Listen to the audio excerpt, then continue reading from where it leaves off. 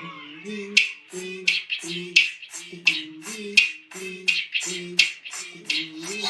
c'est une histoire de partage.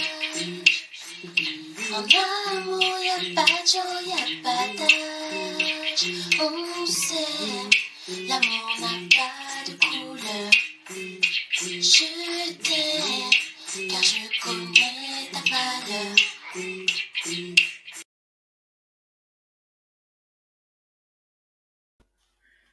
Bonjour tout le monde, j'espère que vous allez bien et que vous m'entendez bien. Bienvenue dans ce Love Affaire numéro 6, pardon, ça va trop vite.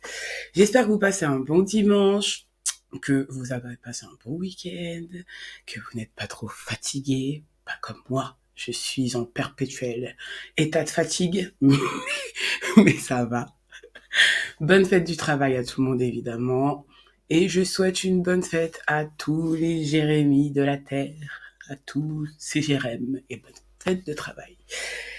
Au programme de ce super Love Affaire, c'est un Love Affaire spécial inclusivité. Nous allons recevoir Céleste, nous allons recevoir aussi Mister Makeup Artist, et nous recevrons le comité Afroqueer, Personae of Color. Et pour nous accompagner, la joie, le bonheur, le retour de Leïla. Yes! Coucou! Ça va? Attends, excuse-moi, je vais remettre ton micro. Ah, faut que je mette ton micro. Désolée, c'est bon. Ah, t'inquiète. Comment tu vas? Ça va mieux. J'ai enfin plus le Covid. Je suis négatif. Il était temps. Eh oui, le Covid sévit encore, les gars. Depuis qu'on a enlevé les masques et tout, on a tendance à oublier, mais ça Ouais, court encore, les gars. Donc, c'est ça. lavez-vous les mains, prenez bien vos distances, mettez vos masques quand il y a trop de monde, quand même, n'oubliez pas. Alors, comment tu vas? Ça va. Ça va, ok. T'es contente de revenir? Oui, ça m'a manqué. Je les avais manqués aussi. Et en plus, ça vous êtes tous là. Normalement, il y a Laure et il y a JC aussi. Donc, normalement, là, on a une full love team. Franchement, on est au max. C'est au top. Alors, en première partie d'émission, nous allons donc accueillir Céleste. Je vais voir si elle est disponible. Bonjour, vous m'entendez? Oui. Est-ce que tu nous entends bien? Oui, très bien. Ah, super. Bonjour Céleste. Bonjour.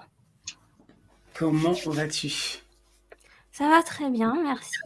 Ça va, On pas trop profite du beau impressionné? temps. Pas trop impressionné, ça va? Un petit peu, oui, quand même. Oui. Ben, déjà, je te remercie hein, d'avoir accepté de participer avec nous. Donc, tu vas nous parler, donc, en premier lieu, tu vas nous parler donc de ta sexualité, si ça ne te dérange pas. Donc, Céleste, est-ce que tu peux nous expliquer un peu, nous parler un peu de toi? Alors, ma sexualité, je suis demisexuelle, c'est-à-dire que j'ai une attirance sexuelle limitée.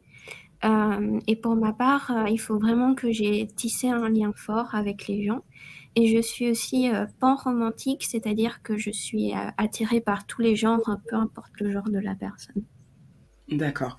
Sur quel spectre on peut le placer, du coup, être demisexuel?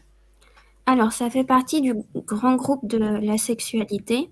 La sexualité, c'est les personnes qui ressentent pas ou peu de désir sexuel.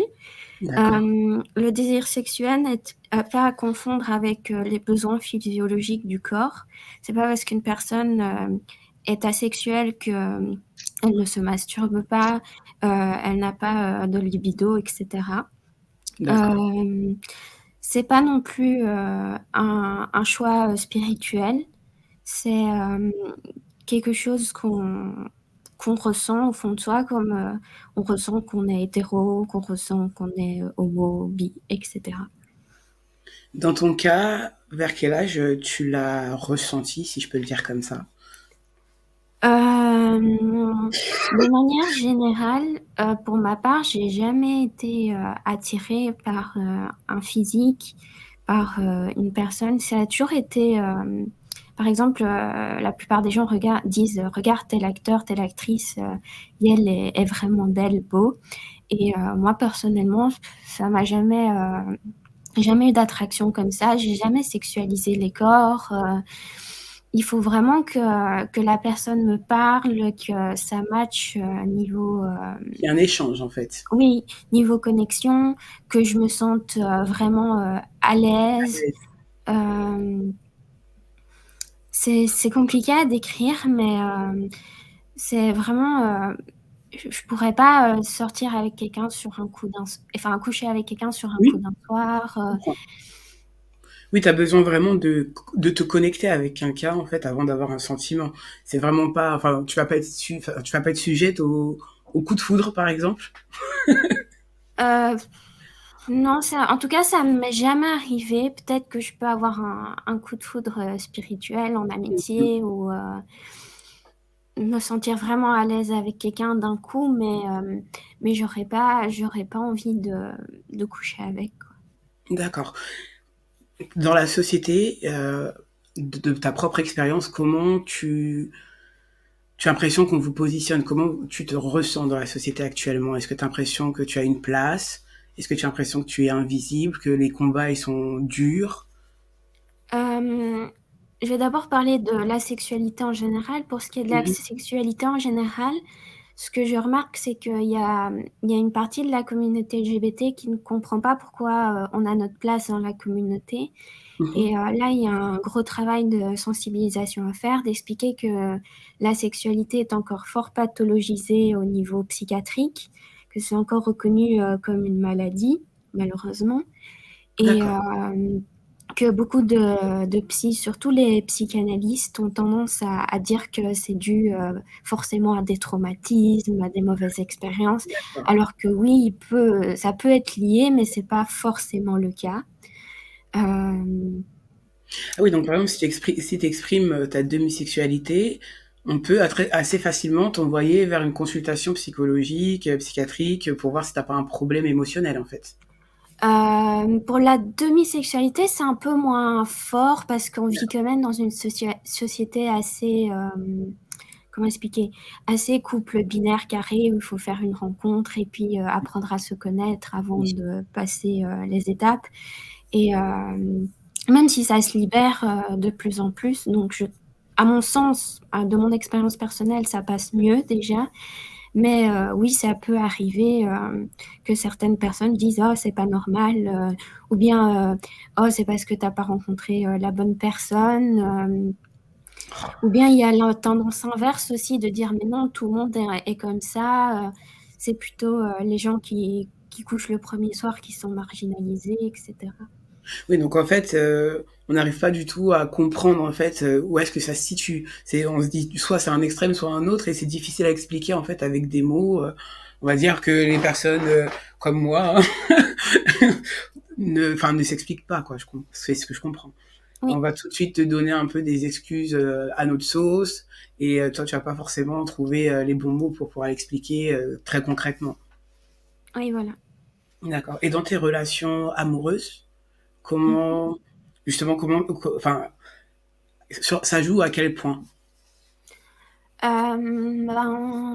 C'est beaucoup de communication parce que du coup, la partenaire aura tendance à peut-être rejeter, enfin ça dépend des partenaires, mais il y en a certains qui vont tendance à avoir rejeté la faute sur eux, à se dire ah t'as pas envie de moi, c'est que je m'y prends mal, ou que je suis pas assez attirante, je fais pas assez d'efforts, etc. Ou il y en a d'autres qui peuvent être frustrés, euh, et du coup c'est compliqué.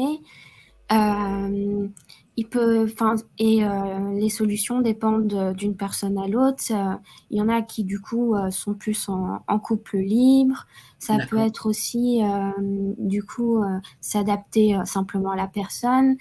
Et il y en a aussi qui préfèrent justement être juste avec des personnes comme LE, donc se mettre avec des personnes asexuelles ou demisexuelles pour justement essayer d'éviter d'avoir cette trop grosse différence au niveau sexualité. D'accord. Et je voulais savoir aussi, est-ce que, enfin, je le sais et les internautes ils vont bientôt le savoir, tu détiens, enfin, tu as créé un compte qui s'appelle Paye ta psychophobie. Oui. Du coup, je vais juste faire un petit lien parce que je vais rebondir sur un commentaire. Il y a Irène qui dit qu'elle vient d'apprendre un nouveau pronom qui est le tien, donc qui est Yel. Donc, on est aussi là pour informer aussi, pour ouvrir le dialogue. Donc, est-ce que tu peux expliquer à Irène d'où vient ton pronom? Pour faire simple, la langue française est très sexiste. Donc le masculin l'emporte sur le féminin Mhm. et, et ça ne vient pas de nulle part. Je ne connais pas allez, L'étymologie, toute l'histoire. oui, toute l'histoire, mais voilà. Et grosso modo, du coup, le pronom Yel a été inventé pour refaire un mot neutre pour qui serait allez, un équivalent de il et elle, mais au neutre. Ok, un mélange. Et c'est un pronom qui est utilisé par les personnes non binaires, donc c'est-à-dire qui ne se reconnaissent pas dans l'identité de femme et l'identité homme. Mais c'est aussi utilisé pour quand on ne sait pas le genre d'une personne ou quand il y a plusieurs genres. Et au mieux d'utiliser du coup, le il au pluriel, on peut utiliser le yel au pluriel. D'accord. Mm. J'espère que ça, j'espère que tu es contente, Irène. J'espère que ça a très bien répondu. Merci beaucoup. Et du coup, je vais en profiter donc pour basculer sur donc ton super compte qui s'appelle Paye ta psychophobie. Est-ce que tu peux donc nous... Qu'est-ce que c'est que la psychophobie déjà? Alors, pour résumer, la psychophobie, c'est les oppressions que subissent les personnes qui sont atteintes de troubles psychologiques et les personnes neuroatypiques. Et en général, là, on me demande, mais qu'est-ce que les personnes neuroatypiques? Oui, Les personnes, les personnes neuroatypiques, c'est les personnes qui ont un fonctionnement cognitif différent de la norme. Donc, il y a les personnes autistes, les personnes TDAH, les personnes dyslexiques, dyscalculiques, etc. d'accord. Voilà. Et donc la psychophobie, c'est ceux qui ont, on va dire, peur des personnes présentant un trouble en fait, c'est ça? Oui, enfin, il y a de la peur, de la discrimination, des préjugés. C'est vraiment un ensemble d'oppressions, comme il y a avec le racisme, le sexisme. Bref. D'accord. Ta page, donc quel est son but? Est-ce que tu peux nous expliquer qu'est-ce que tu promeus, pardon, sur ta page? Pardon. Sur ma page, j'essaye de déjà démontrer que la psychophobie existe. J'ai commencé cette page il y a presque 3 ans et à cette époque-là, ce mot n'était pas du tout connu. Et donc, je voulais montrer que ce mot existait, qu'il avait vraiment un sens derrière, que les gens puissent justement mettre aussi un mot sur leur souffrance, parce qu'il y en a beaucoup qui se rendaient compte que, par exemple, ils avaient un trouble psychologique et que du coup, les gens les évitaient, les stigmatisaient, les traitaient de fous, leur disaient d'arrêter leur traitement, que ça servait à rien, alors qu'elles sont pas médecins et n'y connaissent rien du tout là-dedans. Et du coup, ça a permis de créer une petite communauté qui maintenant sait que ce qu'elles vivent n'est pas de leur faute, que c'est un vrai mécanisme qui est ancré dans notre société. Et je l'espère qu'à long terme, ça permettra de faire évoluer les choses, que les gens prendront compte qu'il y a certaines choses qui ne vont pas dans la société, que les personnes atteintes de troubles psy et neuroatypiques ne sont pas du tout inclus dans cette société, Bien qu'on a sûr. tendance à nous rejeter et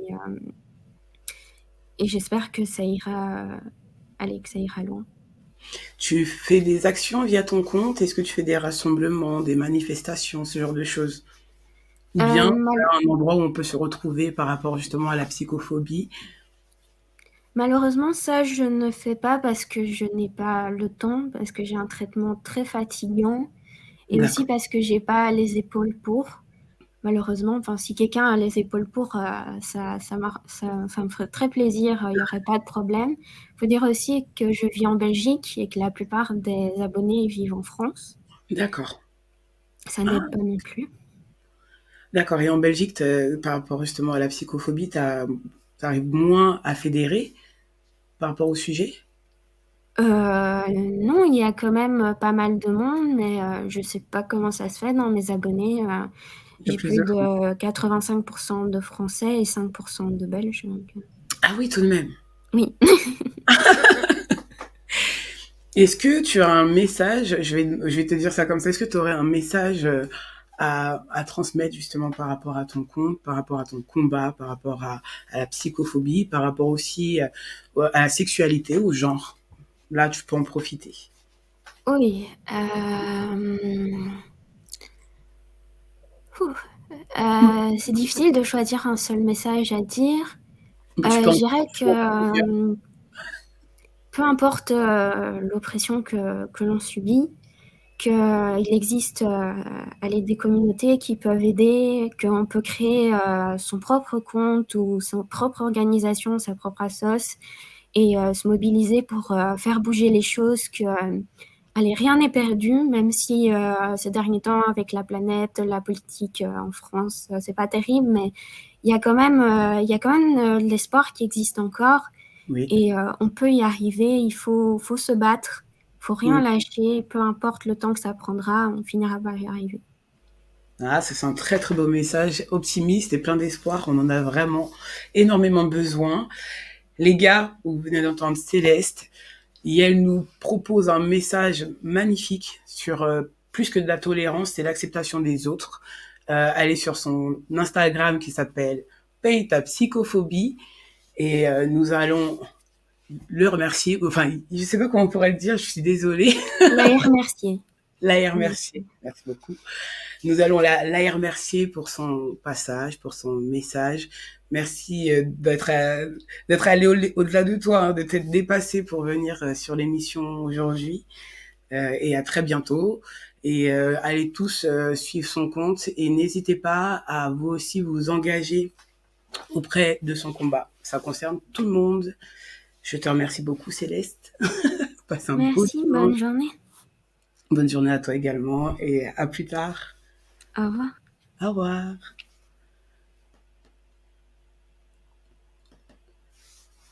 Et bah,